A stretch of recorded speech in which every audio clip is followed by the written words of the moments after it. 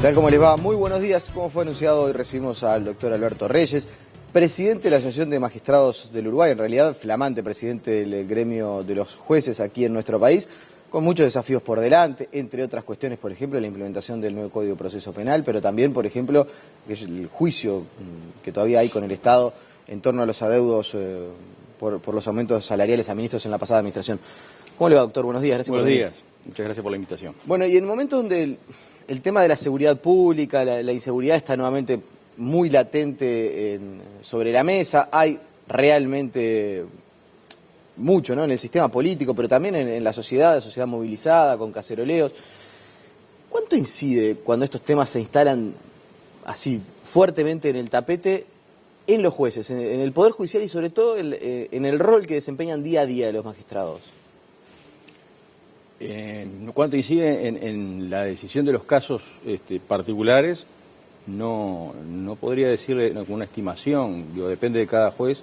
En principio no debería incidir, obviamente la responsabilidad, la preocupación por el esclarecimiento de los hechos está presente siempre, es un deber funcional, sobre todo, o por lo menos mientras esté vigente el sistema actual donde la investigación es compartida en el mejor de los casos o dirigida por los jueces. Pero los jueces en principio es inherente a su función estar, al abrigo de las presiones, de las demandas de seguridad, que obviamente son un dato de la realidad que se tiene en cuenta, pero no, si lo que me preguntan... Sí, no es que va a cobrar el grito. Exacto, no lo quería decir en términos tan gruesos o futboleros, pero es así, es esencial a la función jurisdiccional. Claro, pero no cobrar. Muchas veces se habla y se dice, bueno, parte de la situación de inseguridad es porque los delincuentes entran y salen, porque no existe la posibilidad de, más allá de que tenemos uno de los mayores índices de prisionización de América Latina inclusive, hay desde varios sectores cierto reclamo a la justicia en torno a cómo se procesan los delitos aquí en el Uruguay. Esa frase final, aquí en el Uruguay, yo le agrego, y en el mundo, es un reclamo universal y es un dilema de todos los sistemas jurídicos, el equilibrio entre la seguridad y las garantías, lo que llama la eficacia y las garantías, eficacia en la persecución del delito y garantías que tiene que tener esa persecución y el proceso de juzgamiento o enjuiciamiento de los presuntos responsables de la comisión de un delito. Eso esa tensión, pulsión entre garantías y la puerta, ¿cómo es? La figura de que... La puerta giratoria. Puerta giratoria, está hoy en boga también mucho en Argentina, basta ver programas de televisión de todo tipo hoy del país hermano, y el reclamo es más o menos parecido, y hasta yo recuerdo haberlo visto en viejas películas norteamericanas, ¿no? Es decir, Sylvester Stallone, no me acuerdo en qué película, quejándose como policía que los jueces dejaban en libertad a los hipotéticamente responsables de los delitos. Es decir, la demanda de seguridad es una demanda legítima, la violencia no es un fenómeno nuevo, no es un fenómeno local, naturalmente que el sistema de justicia tiene un compromiso en ese tema. Pero cuando frente a un hecho determinado de violencia se trata de buscar causas, las causas, aunque no guste mucho escuchar esto, las causas son muchas, es decir, no se puede, reducir todo a que los jueces hacen esto o no hacen, dejan hacer, dejan en libertad, etcétera. Pero doctor, desde el punto de vista técnico, ¿tienen las herramientas los jueces para combatir a la inseguridad de manera adecuada, para colaborar en este combate a la inseguridad? Estamos hablando desde el punto de vista técnico. Bueno, es que la función de combate contra la inseguridad estrictamente no es un cometido de los jueces, es decir, naturalmente, insisto, estamos dentro de un sistema... Cuando hablo del combate a la inseguridad no hablo de la prevención, sino de, por ejemplo, alguien que haya cometido un delito que no vuelva a... y que y que seguramente tenga todo el perfil de volver a cometerlo, que no vuelva a las calles, después de que pase por un juzgado. Las opciones para ese supuesto son que no salga nunca de la cárcel o... Bueno, eso en el sistema uruguayo no está previsto. Exacto. Por eso iba a decir las opciones a priori, ¿no? Es decir, sería que no salga nunca más de la cárcel, que se le quite la vida, tampoco es una opción que tenemos en nuestro sistema, o que después de un tiempo que según la ley para cada caso se establece mínimos y máximos, salga en condiciones de reinserción, es decir, se tiende a la reinserción. Entonces ahí entramos con otro fenómeno que no está, digamos, divorciado de la seguridad, que es qué es lo que pasa cuando una persona es detenida, procesada, juzgada y condenada y es recluida en prisión. Es decir, qué es lo que sucede con esa persona durante la prisión y cómo es que sale cuando en algún momento sale, porque en algún momento va a salir. Bueno, pero allí sí ya no hay materia para los jueces. O sea, el tratamiento que se le da a los reclusos en las cárceles ya no es área de los magistrados. Ahora, la pregunta directamente se la hago.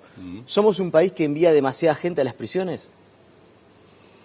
Yo diría que el principio de proporcionalidad en la materia penal está un poco descuidado, olvidado. Nosotros tenemos un código penal del año 34 que ha sido modificado con leyes que atienden a determinados delitos y a la imposibilidad de excarcelar en algunos casos, a la reincidencia, etcétera, pero donde hay conductas que no hay una dosificación y que ponen, digamos, en situación de privación de libertad a primarios jóvenes que de repente, por mucho tiempo, sin necesariamente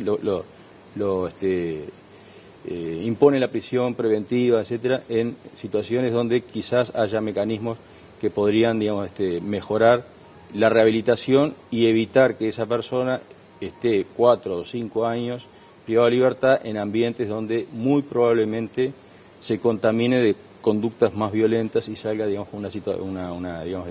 en lugar de rehabilitado, más proclive a la comisión de delitos más violentos. Y por el contrario, es un sistema demasiado benévolo para quizás algunos casos donde la reclusión debería ser por un tiempo más continuado y se permiten libertades anticipadas o algunos beneficios. ¿Eso existe también? Con la siguiente aclaración, digo, lo benévolo o no benévolo es una consideración del legislador. Desde el punto de vista como un operador judicial, uno podría decir que a veces, de repente, algunos hurtos, por decir un ejemplo, aparentan ser conductas más graves que algunas llamadas rapiñas. Nosotros tenemos una idea de que la rapiña es un delito muy grave, y yo le digo, sí, es en general, pero en muchos casos son situaciones que, comparadas de repente con un hurto, que la penalización es muy menor, se plantea uno, pero digo, la ley lo indica así, que es más grave, ¿no? En ese sentido le podría decir, pero no es una cuestión que se pueda decir blanco y negro, sí, hay que castigar más severamente determinado delito. En primero lo que hay que hacer es dar con la persona responsable de los delitos. Estamos aprovechando, doctor, también su expertise en la materia. Usted fue juez penal, entonces puede hablar y aportar también luz sobre esto, que son preguntas que muchas veces la gente se hace del otro lado, ¿no? Sigo siendo. Claro, sí, bueno, pero se viene desempeñando en otra área, ¿no?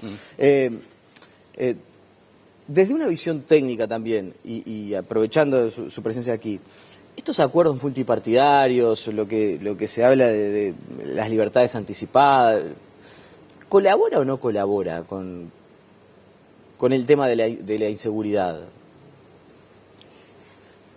A priori, digo, es una apuesta... Y sé que estoy apelando a su opinión y no al rol del presidente de la Asociación de Magistrados. Voy a cuidar de hacer la puntualización. Es mi opinión, perfecto. Le agradezco que me lo haya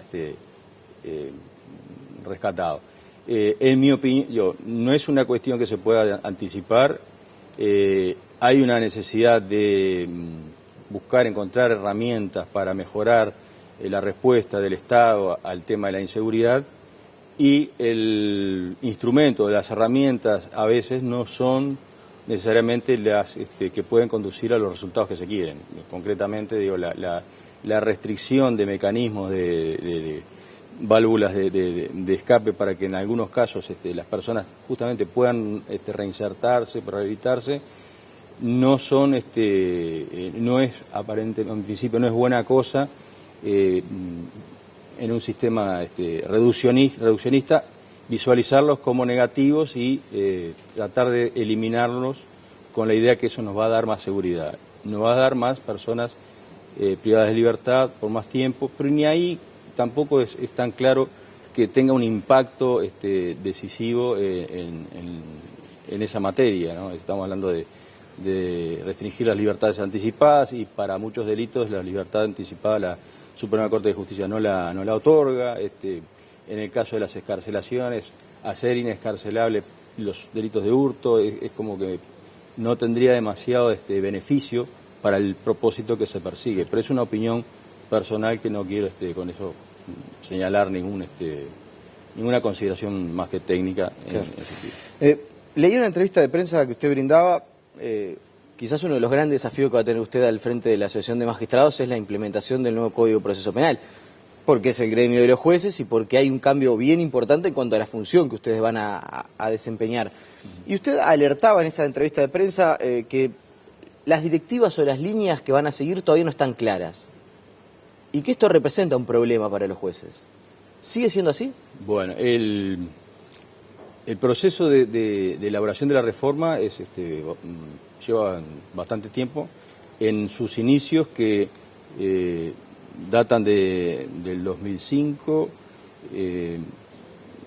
contenidos en una ley donde se establecía la ley de humanización del sistema carcelario, no me acuerdo el número en este momento. En un artículo se establecía la creación de una comisión para elaborar las bases para la reforma del proceso penal, asumiendo en ese momento los cuestionamientos, tomando nota de los cuestionamientos que había hecho la Corte Interamericana de Derechos Humanos al sistema penal uruguayo. Esa comisión se integra con operadores de todos los ámbitos del Poder Judicial. La Asociación de Magistrados integró esa comisión, estuvo de acuerdo con las bases, con el eje de la reforma, que es, en un primer aspecto, en un primer eje, es que la investigación de los delitos estuviera a cargo de los fiscales y que los jueces quedaran preservados para la función decisoria. Hoy los jueces investigan, ya no van a investigar. En proceso oral, público, en la medida que hoy no se conoce mucho el funcionamiento de un proceso penal, bueno, eso va a cambiar. Y otro eje era el asunto de la prisión preventiva. Hoy en nuestro sistema se dice que el sistema nacional legal, es decir, el ordenamiento vigente en Uruguay, es que la regla para durante el juicio es la prisión y la excepción es la libertad. Eso es contrario a la Convención de Derechos Humanos, lo señaló la Corte Interamericana en el caso Peirano, y la reforma precisamente tiende, la reforma con espejo en otras reformas que se han producido en la región, a invertir, es decir, que la prisión sea la excepción y la libertad la regla durante el proceso. Esto quiere decir que, salvo casos excepcionales, alguien que cometa un delito mientras dure el juicio va a estar en libertad. Y si es condenado, debería ir a cumplir, en principio, la condena en prisión, en el caso de que así se... Allí puede reforzarse un poco más la idea de la puerta giratoria, porque seguramente uno sea víctima de un delito, vaya a denunciarlo, y la persona que cometió el delito mientras dure el proceso, que también se abrevia, ¿no? Según lo que tengo entendido, lo cierto es que esa persona va a estar en libertad. Bueno, el código ya establecía una serie de excepciones que, digamos, hacen, por lo menos, ponen bajo cuestión cuál va a ser la regla, ¿no? Es decir, porque en la medida que las excepciones discrecionales, ¿no? De acuerdo a la gravedad del caso, que haya peligro de fuga, pero el peligro de fuga se lo vincula a si la imputación apareja una hipotética condena seria, eso ya sería un indicador de peligro de fuga.